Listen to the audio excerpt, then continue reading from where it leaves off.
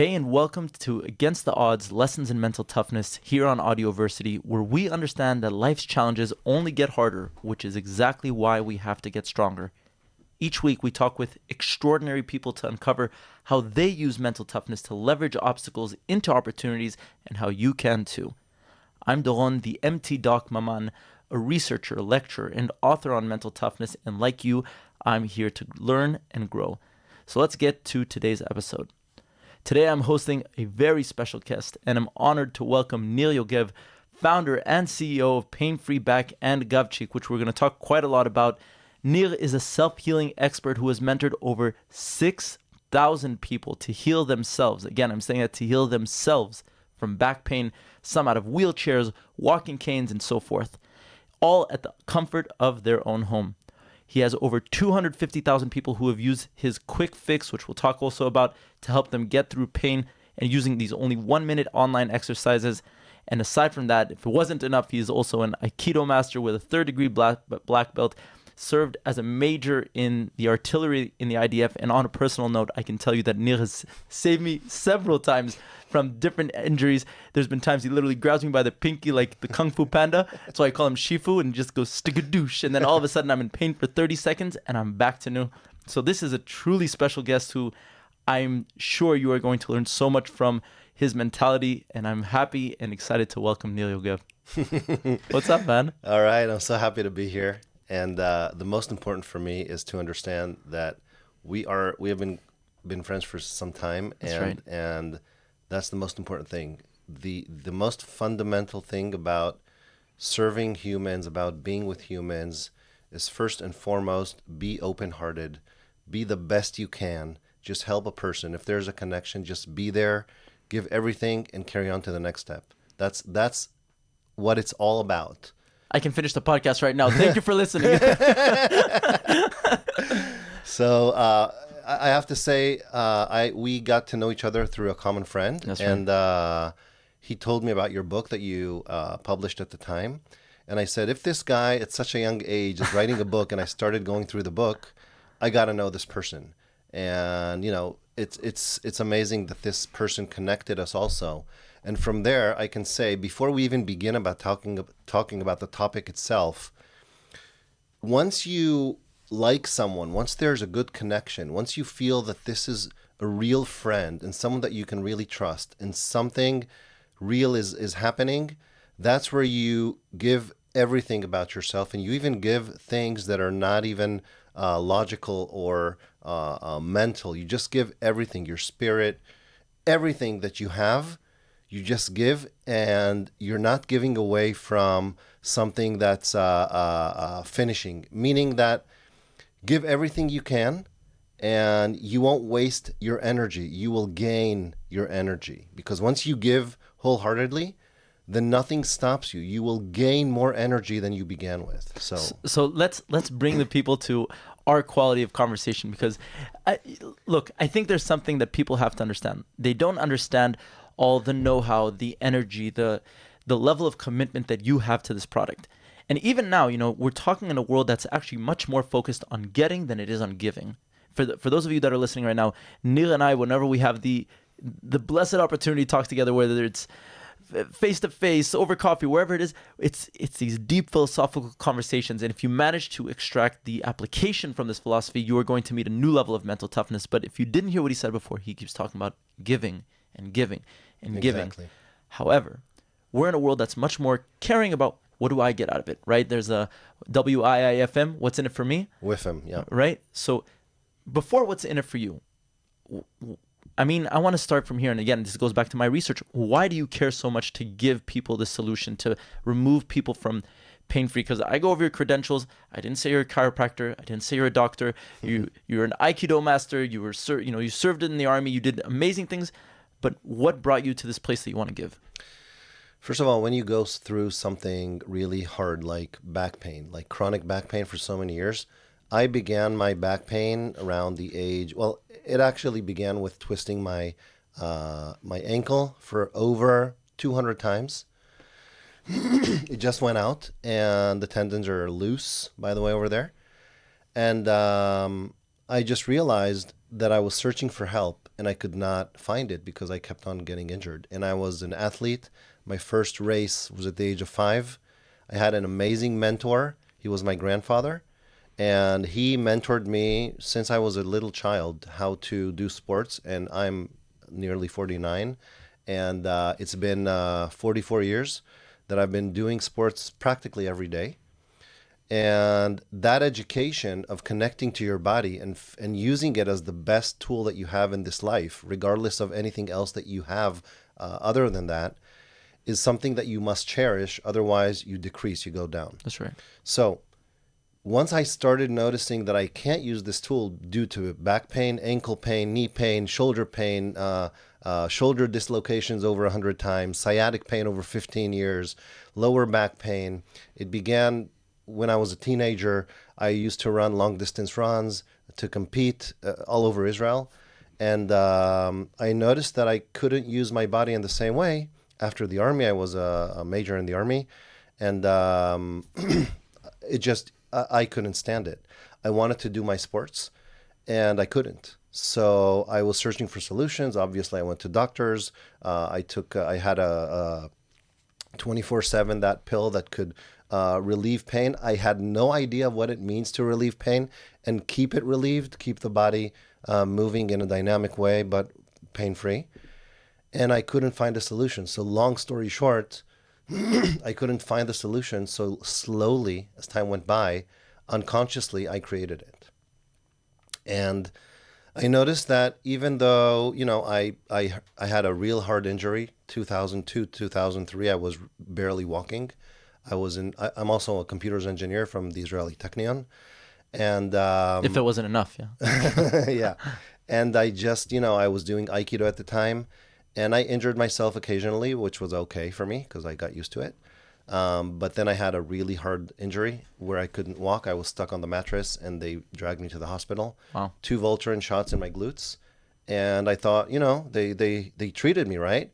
So now I can get up and walk. And the exact opposite happened. And I couldn't walk. I couldn't do anything. I was crawling to the bathroom. I couldn't use my go to the bathroom, use my sphincters.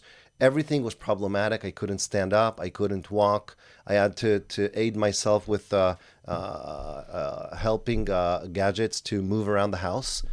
And eventually I noticed that I was becoming sort of crippled. And I couldn't accept that.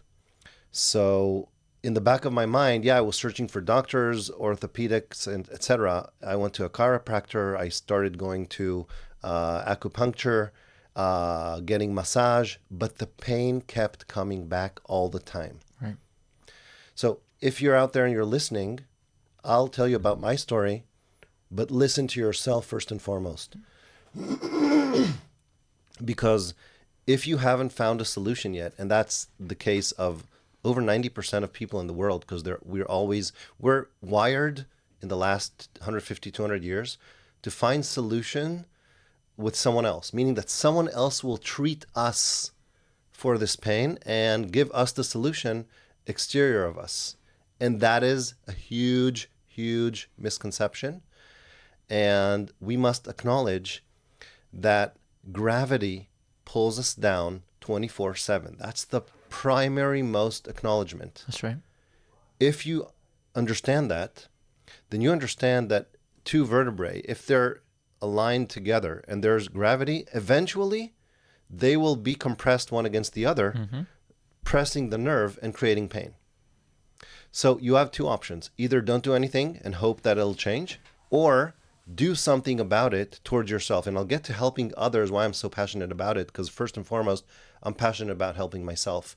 And I know what it means to lead a life with so much pain for so many years, whereas leading a life completely pain-free, and if something occasionally happens, because I train 6 days a week, then you know how to fix it. Well, I mean, it's not so that things fast. will things will happen. Things will happen. You will make wrong movements. Occasionally, I do make wrong movements. I bend down and something really small happens, or I do martial arts, I do training, I do running, and sometimes you make like a very, very small action that's a bit problematic, but you fix it within hours, within an hour, maximum a day or two, if you're not well trained, you get rid of the pain. Isn't that amazing? That used to be my dream 25 years ago, whereas I was stuck in bed, couldn't move, and I wished that something would help me. And I was thinking to myself, much before the age of the internet, I was thinking, wait, how can I fix this? I need like an angel to come and help me and get me out of this. This is how the quick fix was born. But there's something deeper and underlying, because, again, and I'm saying this as a client, a positive product that has been resulted from your care. Because, like I said, I'll never forget the time you grabbed me by my pinky. I was like, my God, like everything's about to explode, and then boom, it's gone. But the thing here that you're saying here time and time again is the underlying mentality that is guiding you. And again, it's because I know how to dissect what you're saying. You're talking about the accountability of healing yourselves, and you're talking about again, time and time, this drive of what do I have to do, looking for that answer, willing to explore more realms, and I want to dive into there, because I know that if you're willing to put in the physical work, everything will come. But what drives that physical work, or something that I experience on my body, it's something I tell my students all the time, is that the goal of the body is to carry the mind. Now, if the mind is working right, then the body will follow. And we've talked about this for hours upon hours. And I want to talk about what is that mentality, and what role does that mentality play in the healing? As in, if a person does the quick fix, we're not talking about Band-Aids. One of the things that you and I always talk about in our conversations is that this works for whoever puts in the work. Exactly. So what is that mentality that without it, don't even bother? Okay, let's begin with the marketing acronym WIFM. What's in it for me? That's right. The what's in it for me, people got it all wrong. Because let's say when I became an Aikido teacher, and I didn't even think I was worthy of being an Aikido teacher, because I was an engineer, I was injured, what the hell's going on? And my mentor at the time, he said, you have to be a teacher. And I said, I'm not going to help anyone. I can barely help myself. And he said, that's the whole point. If you have the student mindset, what's in it for me is I want to learn more and more. I am hungry to learn. When I learn, if I teach myself, the best way to teach yourself in the true what's in it for me is helping others. Mm-hmm. Once you transmit, you receive by putting it out there. And it may sound strange, but once you put it out there, you teach yourself better. And if you're passionate about learning, the best way to learn at a certain stage, not at a rookie stage, but a bit further down the road, is helping others. Mm-hmm. So if you see helping others as helping yourself, you will forever be hungry and be more passionate about helping more and more people. So why did I have an Aikido dojo for 20 years? Because I wanted to learn for myself. Why did I form Aikido teachers? Because I wanted to help myself. Why am I so passionate about helping others? Because I'm always hungry to find out more and more and more. I got to show you this, because I'm not even making this up. If you go onto my YouTube, what's the first thing written underneath my name? Student first. That's exactly. Right. And I loved it. I saw that. That's right. That's exactly. Now, you don't have to search otherwise. You don't have to transmit any. Don't do what you're doing if you're not hungry about learning more about it. If you're just there passing on material, mm-hmm. you're not in your place. That's right. You're not passionate about you and your life. So everything begins about mindset. Do you want to go up or down? Are you building or you're destroying your life? By the way, that dichotomy is a dichotomy. It's 1 or 0. There is no middle ground. 1 or 0. 1 or 0 is electricity or not electricity. Exactly. Energy or non-energy. I begin my mornings 5 a.m. I teach I have Gavchik in Israel. I have Pain Free Back worldwide in English and Hebrew. I spend with my kids about 4 to 5 hours a day just teaching them, just learning with them, just being with them. That is my priority. My family is my priority. The people I love most are my priority, but I am also my first and foremost priority, because I wake up in the morning, I do my mental work, my writing, I do my mental studying, I do my 1.5 hour of training, I run, I do physical exercise, I train 6 days a week, I write throughout the day several times. I do a lot of practices that my so-called product is actually my life. And I tell that to my students all the time. I do it towards myself. If you guys want, now in the internet era, you can join me to my room doing what I do anyways, with or without you. Right. I don't care if you're joining me or not. I'll give you everything once you do. But if you don't, just go on and join somewhere else where you're good with yourself, where you're loyal to yourself and attentive to yourself, and do your true work. That's the only way there is. Any other way is trying to serve other people, to show them that you're okay. It's something external and it burns you out. So why am I passionate about helping others? Because I help myself. And we are in an ongoing process of learning ourselves all the time in any way that you feel. By the way, we got to know each other because I was so passionate about putting my message out there in marketing. I wanted to learn your ways also. That you wanted to learn my marketing ways. And I said, man, I'll do anything to help you, because if I'm able to put my message out there and you have a big calling, I'm going to do anything I can from my marketing passion, which is another realm that I was into, to help you guys manifest and move on forward doing your stuff. Right. That's it. I used, at the beginning when I came back from France, I spent a year and a half in France learning Aikido, 20 courses a week. And Wait, what do you mean 20 courses a week? 20 lessons a week. Oh, wow. Yeah, I did this, 3 to 5 times a day, and the weekends 6 to sometimes 10 hours a day, training in France. I lived in Lyon for a year and a half, and my life has completely changed. I learned the basics of Chinese medicine. I got to treat people. I got to know how to address people in a far more inner way. And then I started learning it when I came back to Israel in 2005. I started learning Yamima and Hasidut and all that. So I started learning the interior structure of the inner soul, and I do that up until today. And apparently, and in an unbelievable way, from this passion of helping someone, I started seeing people on the street with back pain, and I just like you grab them by the finger. I grabbed them by the finger. I made a small fix, and I just helped them, and then another, and then another, and another. One of them was when I was abroad in 2014, and I met my brother's teacher in New York, and he was with a walking cane, and I said, "All right, I can help you." And he said, no, thank you. And I said, "I'm not asking you. I'm telling you." And he was like shocked. Who's this guy? Who does he think he is? And I don't think I'm anything. That's the thing. This is why I could tell him these words. And we just started breathing and contracting the sphincters and just doing some Kundalini yoga exercises, which I was into from 2006. And this guy from a walking cane, after dozens of therapists had treated him with no results, I was saying, "What's your pain level?" And he said, "I'm shocked, 0." And I said, "All right, listen, I'm going back to Israel. We can Skype if you want." Skype. Skype at the time, yeah. Prehistoric software. And he said, "Whatever it takes." And within 3 weeks, he was pain-free. And I myself was shocked because it took me like 2 decades. So I'm helping this person, and I'm refining the techniques for myself through helping him. So I was so passionate about it. He said, "I'm pain-free." And then this guy called me from LA, Kenny, 2014. I heard you helped Ronnie. Can you help me? I said, "Yeah, but why are you addressing me? There's so many therapists in the US. He said, "Because you helped him." I said, "All right, I'll do this with you." Within 4 weeks, we finished, and he was pain-free, and he was saying, "Sit down, little boy." And I said, "What?" And he said, "You just got me out of a wheelchair." Wow. And it's been over 10 years since that day, and it was 3 a.m. Israel time, and I couldn't believe it. I had tears in my eyes. I couldn't believe this was happening because it's far greater than I'd ever imagined. And until today, we're so good friends.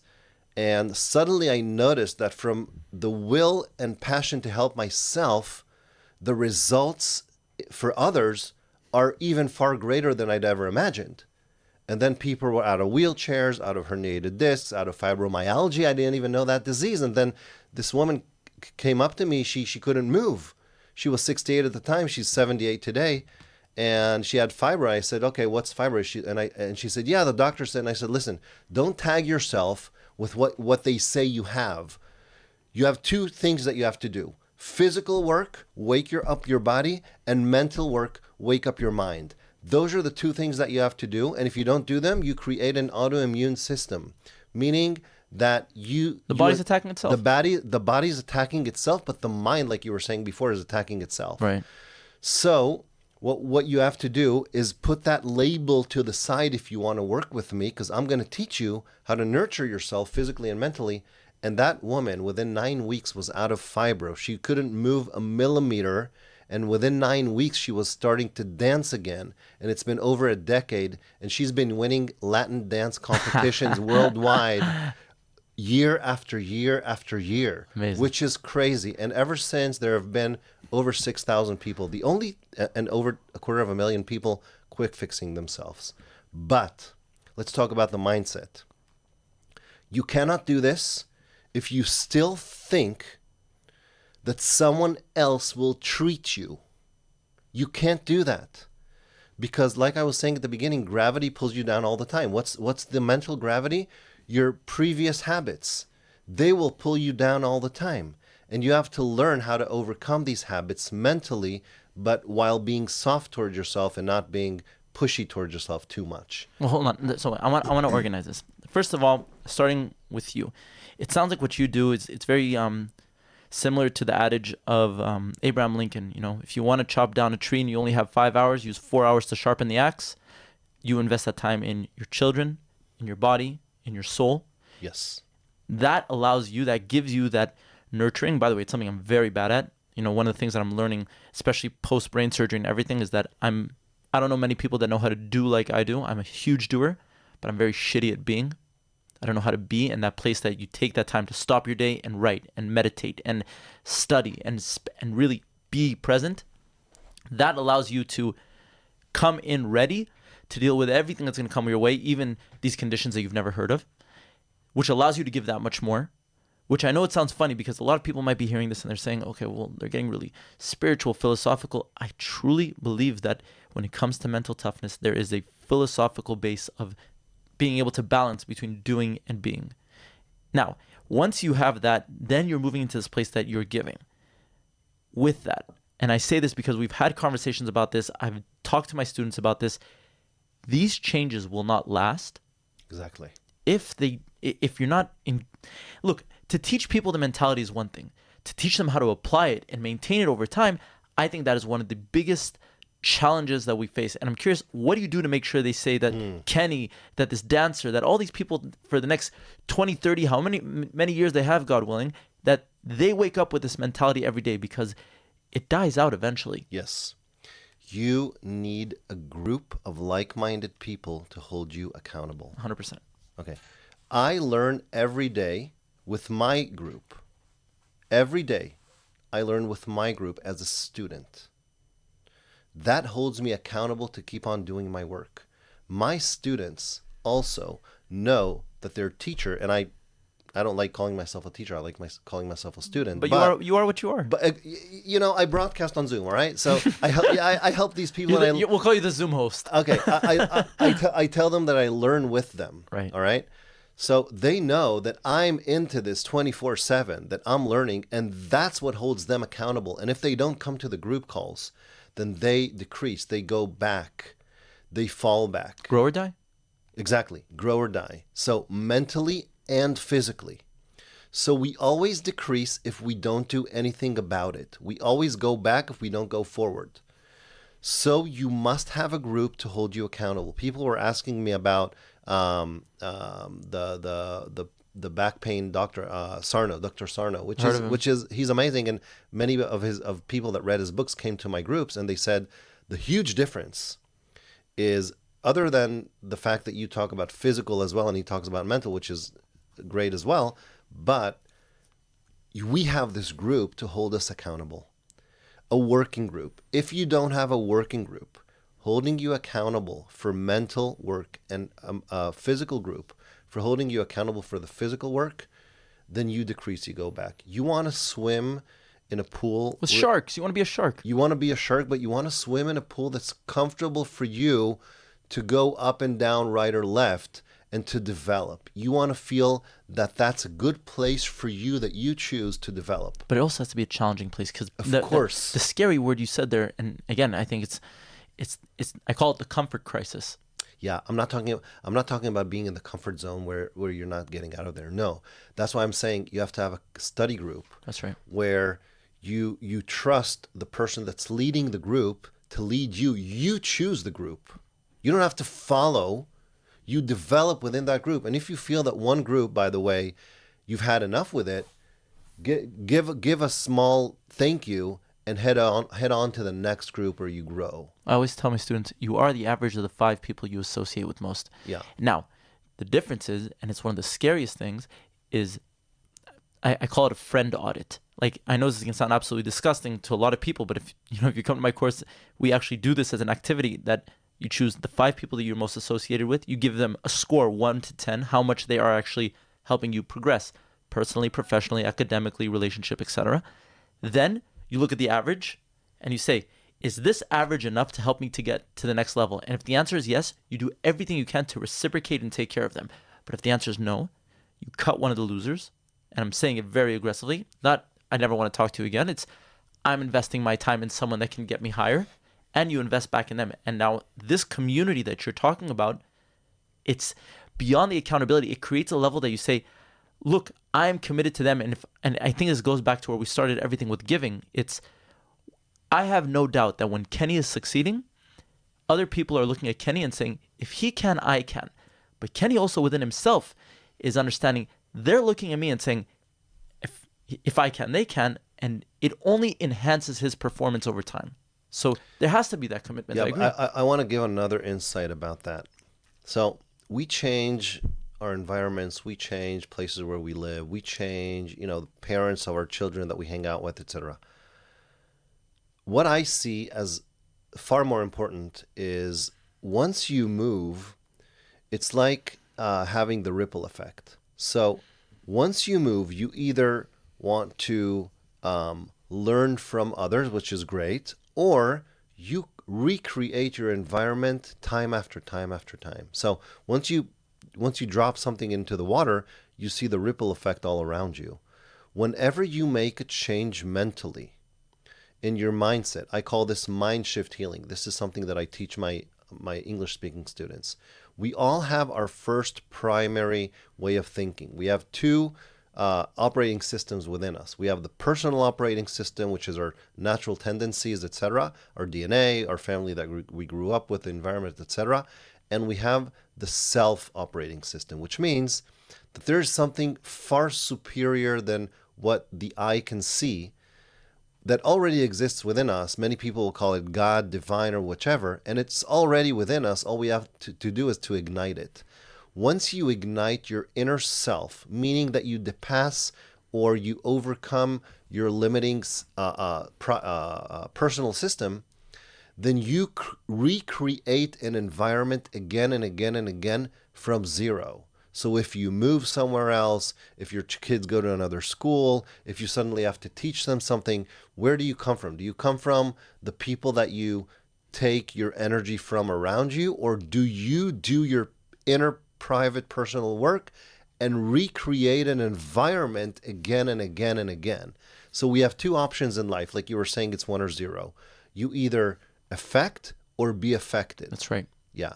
So that's, in Hebrew, the word effect is mashpia, and abundance is shefa. Shefa. So do you want to get abundance from the exterior world, creating a false communication with the universe saying, please help me, give me money, give me love, give me whatever I need? Or do you affect people and first and foremost affect yourself and lead yourself?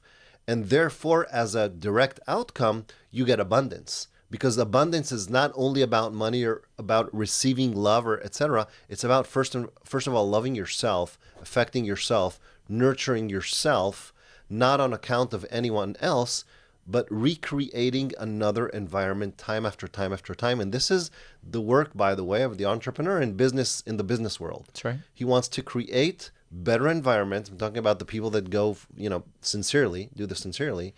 You create a good environment for yourself and allowing others to gain their tools as well, and affecting others as well. That's all there is, and I think that's the essence of life, because life equals giving. First of all, give yourself, nurture yourself, early in the morning, and then throughout the whole day, you help others. And you must train the mental and you must train the physical alongside. I can go on for hours, and I want to go on for hours, but I do have my consistent questions. There are questions that I ask all of my guests, and I'm curious to hear your answers in regards to this. But before that, I do want to summarize things that were said here. When we're talking about how this world of mental toughness comes through your world. First of all, it's about giving, which, by the way, with my research, what I found in my research is that there's a combination between the values of achievement, right? We want to be successful, the best, the fastest, etc., while also by being driven by benevolence, right? This sense of giving to our community, which in theory are supposed to be two values that contradict one another. But, I call this competitive contribution, that on one hand, I'm competitive, but I'm competitive because I want to contribute to the world. And we didn't talk so much about the achievement side. However, I'm actually more happy that we gave more focus to the benevolence because, yes, that's what the giving is about, and whoever really understands that knows that. The second thing we talked about is how it starts with you, right? I think we've talked about this quote many times, that a tree that does not get water cannot give fruit. Exactly. And that's what you do, right? I want to rephrase this because I think people don't understand the warrior mentality that you have, because I know that if there's anyone that I'm going to war with, I choose Neil first. No, but why do I say this? Because one of the reasons why, and I know you, one of the reasons why you invest so much time in preparing yourself, in teaching your kids, right? In its time, its energy can be exhausting, is because you understand that the game is fucking hard. And you understand that pain will come. Suffering is a choice. But you understand that it's hard and it's going to come after you, which is why you invest this time. It's almost as if you're preparing all these different elements of your bulletproof vest in order to prepare for what's coming. Then once you have that, it is that much more easy. It's that much easier to be able to go out into the world and serve that value that you wanted to give. And the last thing I want to remind our audience about is this level of accountability. You and I, we've talked about this many times, this sense of victimhood. Yeah. Right?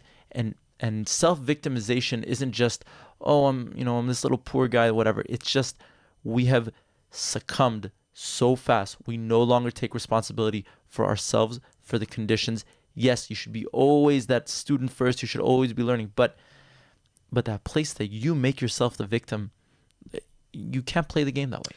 You can't play the game that way, but that's miseducation worldwide. Right. People... It all begins by what we were talking about. Let's take a family, for example. The husband, without doing the work, he wants to get his love, his appreciation, and it's natural, by the way. This is why we talk about the supernatural way. He wants to get his appreciation from his wife or from his kids. Mm-hmm. He wants people to see him. Wrong. The wife wants to get her appreciation from her husband and her kids. Wrong. That's the natural way. The supernatural way is, do you appreciate yourself? Regardless of your wife, regardless of your kids. Do you eat in the morning first? Do you nurture yourself first? Do you give yourself the place to express yourself, to notice the inner parts of yourself that you inherited, for example, from your parents, from your environment, and do that work in and of itself? And then, let's say it's 5 a.m., and let's say by 7 a.m., you gave yourself, by 8 a.m., I invest a lot in my morning. So I invest a few hours in myself, and then when I'm out to the world, I'm not searching for appreciation from anyone. That's the natural tendency, and it'll always be there. But the dosage of it goes so small that you're not waiting for someone else to give you their attention. You gave yourself as much attention as you need. That's right. And then you go out to the world helping others.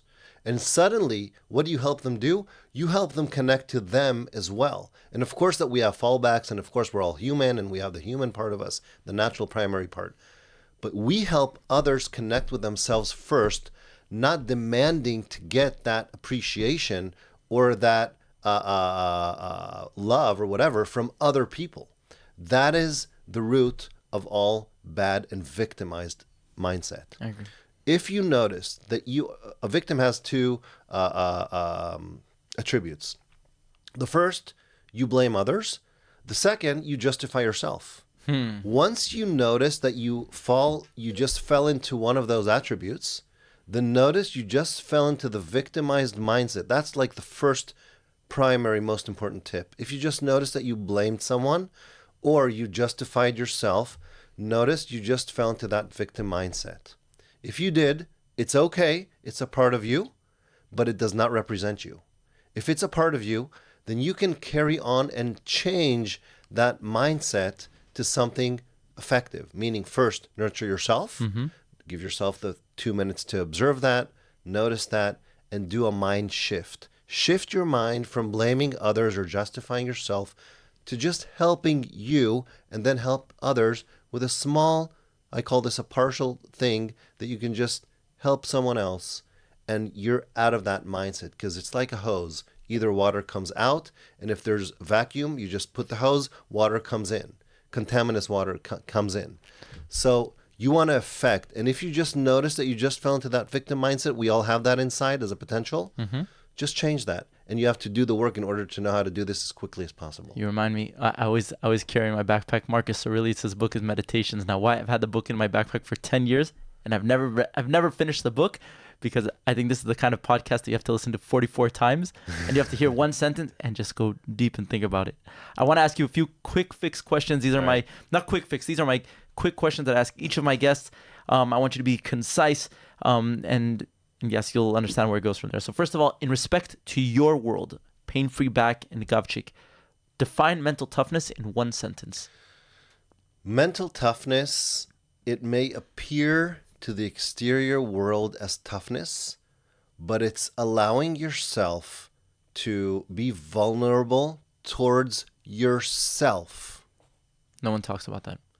Allow yourself. I'm not talking, people post, I'm vulnerable towards others, etc. That's not mental toughness. That's just trying to gain attention from others. Mental toughness is about you allowing yourself to be as open as you can on a daily basis forever, being vulnerable towards yourself, observing yourself, opening up towards yourself. Mental toughness is something that appears to the exterior world, but you be softer yourself in the interior world. Very, very difficult to apply. But yes, I couldn't agree with you more. And again, you have to have a study group to make that happen. So give me one action item or golden piece of advice for the listeners that they can act in order to build their mental toughness in alignment with yours. Allow yourself between 5 and 10 minutes in the morning. It could be even 1 minute. It could even begin with, I don't know what the hell he's talking about. I don't want to write this. Just put it on paper. Start conversing with yourself on a daily basis. Morning, when you wake up, you wash your face, you brush your teeth. Just prepare that note or physical paper or doc, whatever you want, and start talking to yourself. In the morning, just tell yourself anything. The best way is also, I use a system with a guiding sentence that guides you. For example, use this first one. You can't drive away darkness. You can only add a drop of light. Fair. Write about this. Just write about this in the morning. What does that tell you? And then carry on to your day. And the next day, do that again. And find whichever sentences or whichever theory or whichever mindset that clicks to you right now, because you're going to change throughout your life.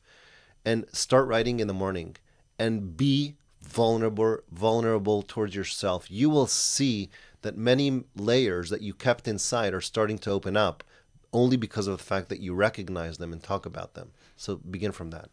So I know I'm already knowing what the answer to this next question is going to be, because we talked about it. But when I define mental toughness, also in my research and in my course, I talk about 3 core pillars. I talk about values as drivers of behavior. I talk about accepting that there will be endless challenges, that there are no happily ever afters, and having an unshakable self-confidence. So before we wrap things up, these last 3 questions in regards to that. Number 1, in one word, what is the value that keeps you grounded during the hardest times? The value that keeps me grounded. When you're facing a world that just wants to explode in your face, nothing is going your way, and there's something that's driving you, what is the most important value that drives you through all the hard challenges? I am nothing. I'm dying to say explain, but we don't have time to explain. You said one word. Like, So, ugh. I am nothing. It's not about me. And if this is the way things are and I gave my best, I'm going to carry on to the next partial step because I don't know anything. And if I don't know anything, it allows me to keep on to the next step without knowing anything and allow life to reveal itself in front of me. So how do you, man, this is a whole new podcast, this question about how do, in one sentence, how do you stop pain from turning into suffering? Well, suffering is the interpretation of pain. That's right. So if you, in Hebrew, by the way, sevel is from taking it, lesabel, putting it on yourself. Mm-hmm. So our mind likes to interpret things in a way that, is this good for me or is this bad for me? This is where we go wrong. It is what it is. Pain is there. I always tell people, like, is the cup half full or half empty? I'm like, fuck it, you have a cup. Exactly. Exactly. So you just use what you're given. Just use what you're given. If you're given pain is only an alert system, by the way. We didn't talk about that as well, but that's a huge thing in and of itself. I talk about it a lot with my, also with this audience and also with my students. But pain is an alert system. So something is wrong. That's all it does. That's its all only job. It does. It's like an alert, on the browser, or alert, if the fire alarm or whatever. So the huge difference between pain and suffering is that suffering, again, you're blaming, my body betrayed me, I fell accidentally. Again, you're blaming something, and it's your victim talking, it's not you. That's right. So if it's your victim talking, your victim will be suffering all the time because something is in its way. Mm-hmm. Pain is just there, and its role is to wake you up to start solving things from the root. So that's a huge difference between the two. Last question. What, again, you've answered all of them, but what has been the most effective practice in building your unshakable self-confidence? The daily no mental doubt. work. The daily mental work, because tomorrow I'm going to forget all about it. And if I don't do anything about it, I'll fall into my victim mindset. I don't want this podcast to end. I want to thank Nir Yogev. For more information, go to painfreeback.com. .co. If you're in Israel and you want to run this in Hebrew, go to Gavchik. I'm telling you, as a person who has been gifted by the opportunity to be saved by Nir several times, I've had some very hard injuries through my marathon training, all the crazy things I've done over the years. And again, if you're willing, I'll just sharply put this message out there. If you are willing to put in that mental work, to join that community, to engage in an active way that you're going to change this mindset, what will happen is you'll learn the quick fixes, you'll learn all the tools to relieve yourself of that pain-free back. But B, and again, we didn't say this because we stayed focused on that, you will become a fucking champion. Like, I'm saying this because you know this, you're one of my personal mentors. I come to you now, not just because Nir helped me, how can I fix my back, but because we talk about this mentality time and time again. Make sure you're not a victim. You are one of those people that make sure to lift me up, not just physically, but mentally, spiritually, to be at that place. And I'm saying this again because I said this earlier. I really think this is the type of podcast that you should listen to again. Hear the questions, the statements that Nir said. Put them out there in front of yourself. Be vulnerable with yourself, which honestly just means be completely naked in front of yourself. You don't have to take off your clothes, but just truly look at yourself in a way that you say, this is who I am. This is what I am. Let's build from here. Create that daily routine. Make sure you're giving others. And this is a whole different philosophical but truly deep approach that I think everyone needs in order for mental toughness. So again, I really want to thank Nir for being here today.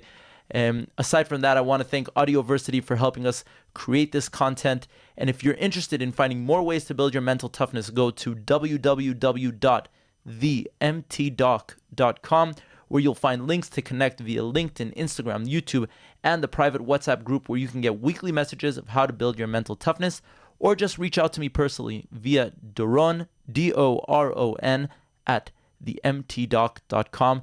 And with that, I want to remind you, the game will only get harder, which is why we have to get stronger. So until next time, learn, apply, and keep building your mental toughness. I'll see you in the next episode.